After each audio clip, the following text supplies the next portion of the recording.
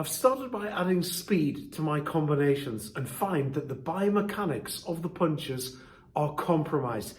This was an excellent question posed to me by Summit from Finland. So why is this happening? Why are we finding that the biomechanics are compromised when we introduce speed? Well, there are several reasons that this is occurring, and it's really important to bear in mind that speed is a factor when we are considering technique.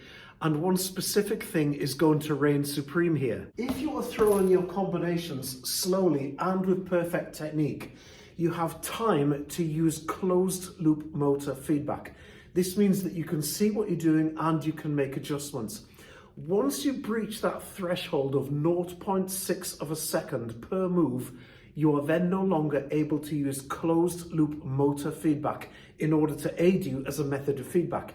You're then using only open loop motor feedback. This means that the entire process is done on proprioception, i.e. feel.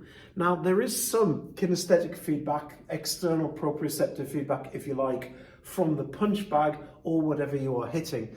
So you're going to get something back from that. However, the vast majority is going to come from the proprioceptors within your own body. So you're going to have to do this on feel. I did a study into this myself back in the late 1990s. And what I found was that when somebody is moving, say for example, at 2 meters per second, at a relatively slow speed, it's quite easy to get perfect technique. But when the speed increased to 4 meters per second, which would look something like this, a little bit quicker, then the fault could creep back in. Now, then increase to 6, then we move up to about 10 meters per second, which is the maximum speed that this limb is going to be able to move at. And then we have further faults creeping in at each stage. It's important at each stage and at each speed to be able to practice to get the technique as good as you can. But here's the thing, you've got to bear in mind that nobody has perfect technique. If you take a snapshot of any boxing match or of indeed most sports, you will often find one or the other is off balance and out of position.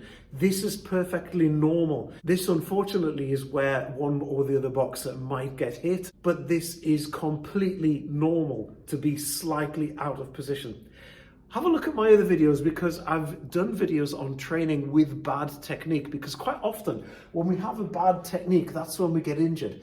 If we don't train very slightly out of that plane, for example, of having perfect technique, then that's where the injury can occur if we've only trained with perfect technique. So it's not a bad thing to train with slightly off technique. The other thing as well is that recent neurological research has shown that neuroplasticity does actually increase when we have an error, because the error forces us to improve. So having bad technique is not always a bad thing. To give you an idea of what I might mean by training with slightly off technique, over there you can see I've got my bench press set up for later on, and later on what I might do is overload one side by maybe 2.5 to 5 kilograms, so it's slightly out of balance, and then I'll switch it to the other side and again train slightly out of balance.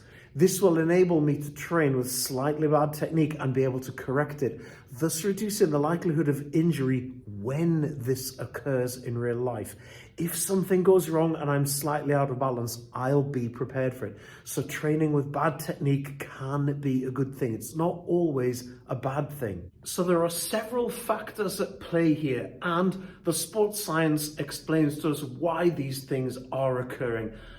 Summit, in answer to your question, I don't think you should worry about it too much, but what I do think you should do is practice increasing the speed gradually, making sure that you have a good 300 repetitions at each speed block. Each speed block being, let's say, 2 meters a second, 4 meters a second, 6, and then so on up to 10. So 5 different speed blocks. That means putting in an awful lot of practice and practicing slightly out of balance at the same time, but this is going to serve you very, very well.